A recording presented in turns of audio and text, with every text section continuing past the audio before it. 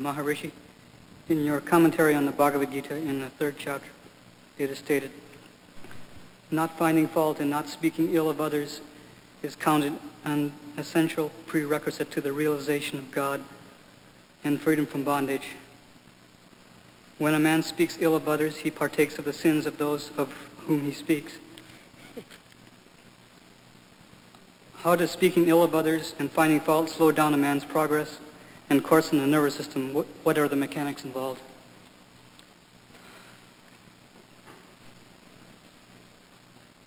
Some people were talking about what?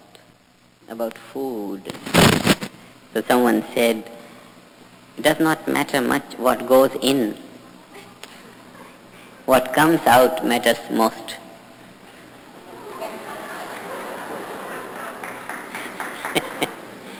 It indicates what has been there. What comes out indicates what has been inside. So if the wrongs of some other people come out, that means the wrong was stored inside. It just tells the structure of the heart, what is contained inside there.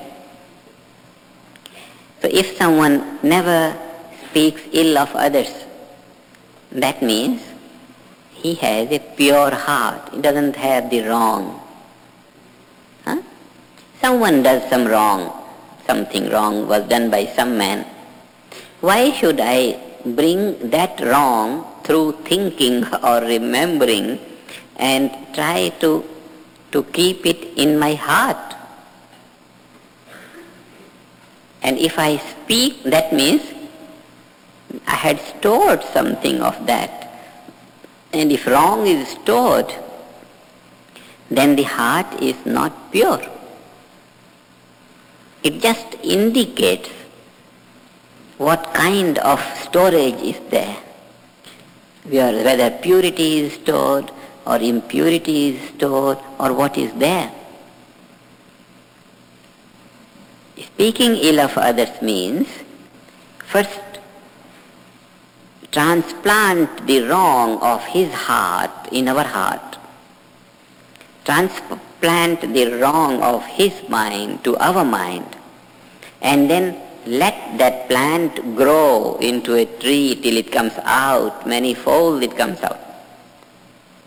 The whole process is dragging to evolution. It drags us down. That's why amongst all the things, Lord Krishna said to Arjuna that I know you are a good recipient or deservant of this knowledge of freedom, because I haven't known from you any wrong of anyone. That means if you have not spoken out any wrong of anyone, that means you don't have any wrong in our heart. This is a measure.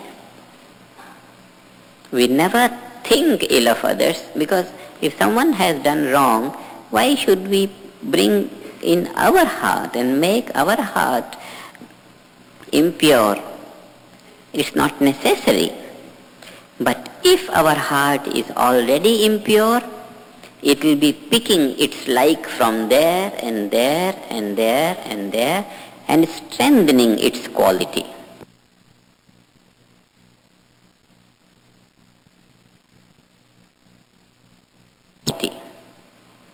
There is that proverb, no? Birds of the same feather flock together. If there is filth deposited in the heart, and then it will collect more filth from here, birds of the same feather flock together.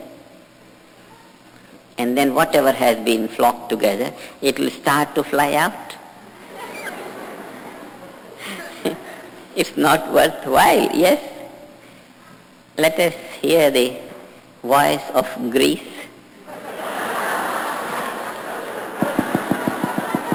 Scientific voice of philosophical Greece?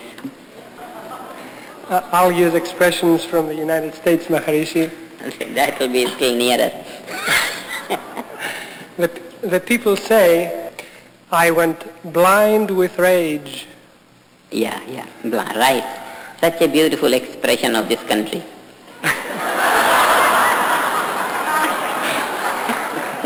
This exists in many countries. I'm using the English proverbs. They also said, I can't stomach him. I can't digest him, in other words. Yeah. It affects the digestion. Yeah.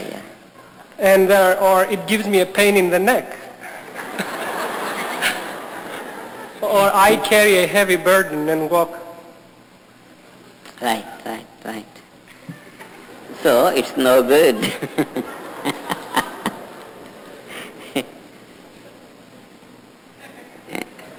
See how a scientist analyzes ancient sayings?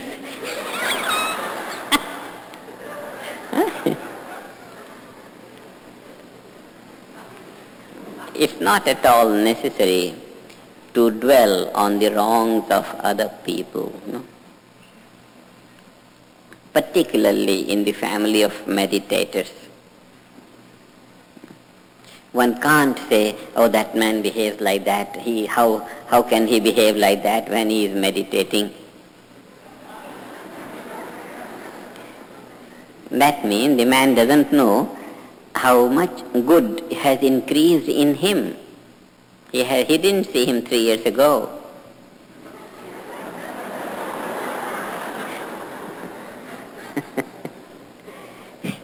There is always an improvement and an improvement and an improvement. We never think any negative of anyone, particularly because when we are meditating, our thought force is increasing, very greatly increasing.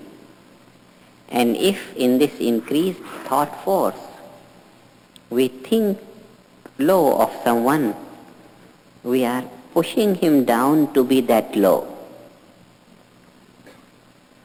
Never.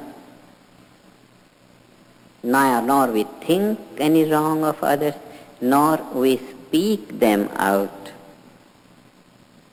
Never.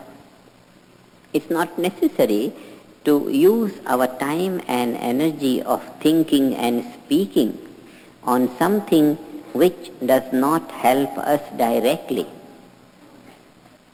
Doesn't.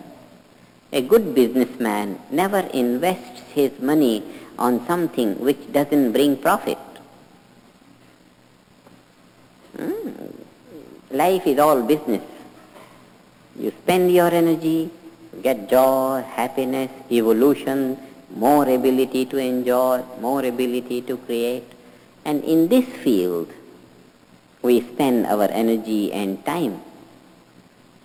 We never use our time and speech, energy and our ability in something that does not improve our life, in something that does not help us to grow.